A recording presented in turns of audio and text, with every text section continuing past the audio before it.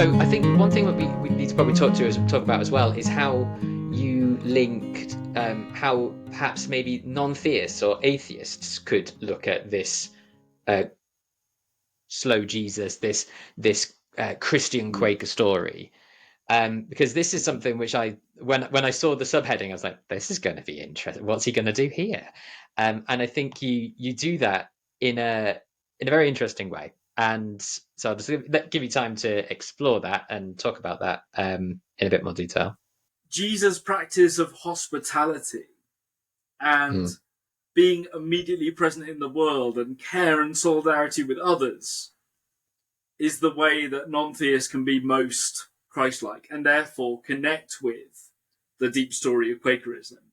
So one thing I said was really problematic about a certain kind of secular Quakerism, which is almost indistinguishable from like a very busy, very worthy NGO, is the Mm. idea of you go to meeting to do stuff and you're like, I want to achieve things and there are these wrong things over here and we need to fix them.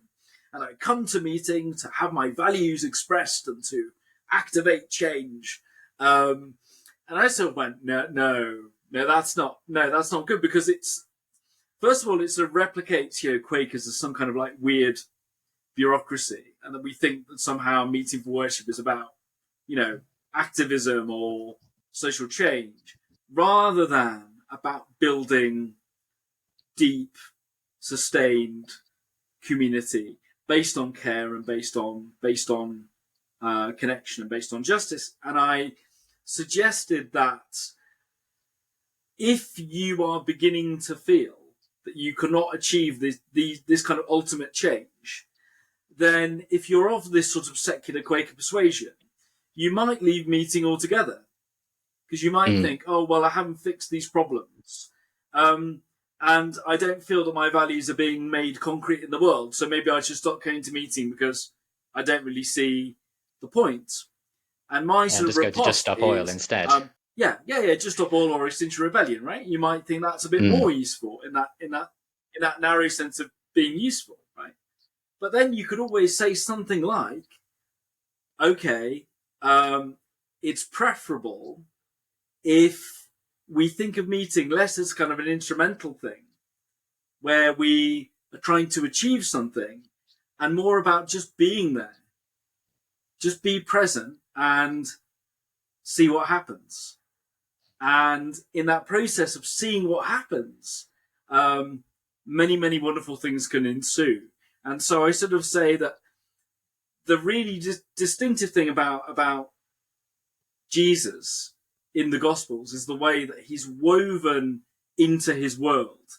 So he's not just some random mystic who turns up from nowhere. He's embedded in, the ancient village culture of Palestine. All of his idioms, it's all about farming and threshing and wheat and fields. And he's invited to friends' houses and it's about weddings and funerals and attending to the dying. Very um, it's very guttural. It's very deep. And the problem with a kind of instrumental Quakerism is it kind of leaves out all that stuff and says it's about fixing the welfare system or it's about housing refugees. All of these things are good and right and worthy, but they're an end point. They're not a beginning. It's not, it's almost like putting the cart before the horse. So what we need to, I think, what I would say to non-theists who basically go like, I really like all this story stuff, is I go, yeah, good. So don't worry about believing things or not believing things.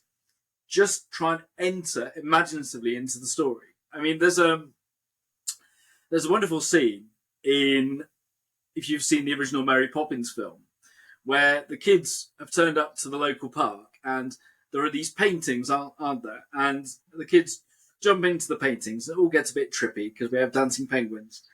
And I kind of think to myself, well, actually, this is kind of what Quakerism is about. So you take the narrative of Scripture and you take these images of Scripture and then you jump through the pavement into these words, the depth of these words, and you try and live through them and test them out.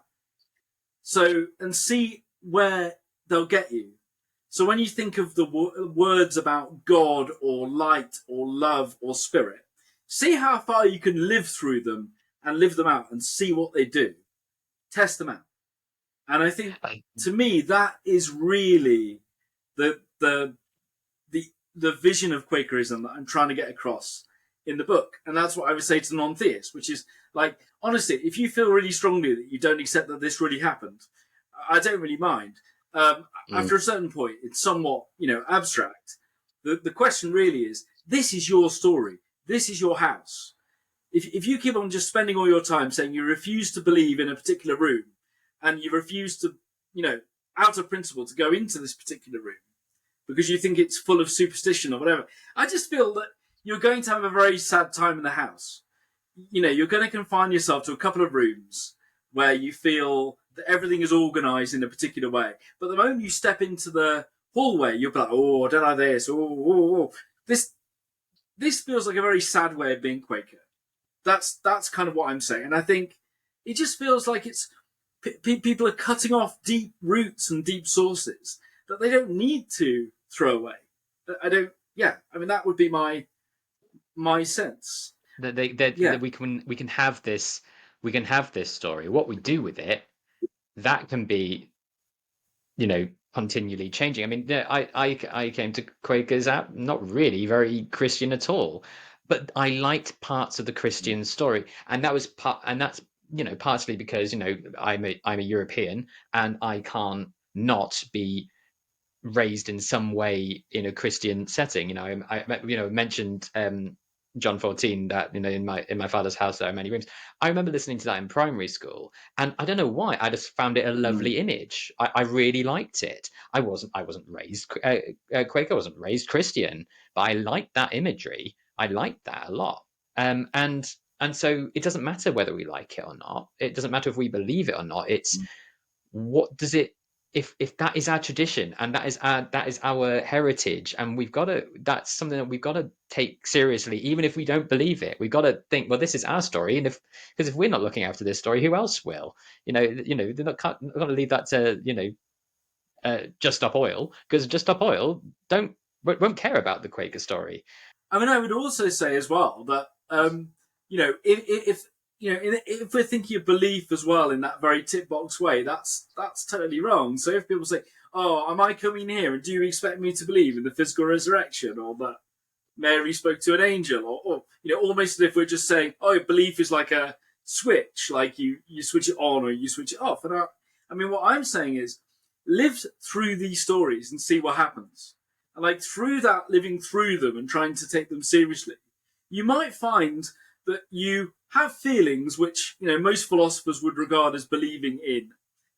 Maybe you don't like the word belief because maybe you think it's dogmatic. Maybe you think, it's irrational, whatever. But if you live through the stories and you're changed by them, and then you're willing to trust them, I would use the word belief to describe that.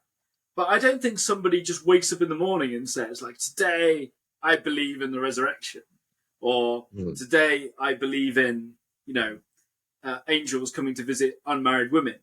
Like, I really think that it's something that it's back to the slow Jesus again. It's something that you learn over time. You gradually learn to trust bits of the story that maybe on a previous occasion you weren't able to do.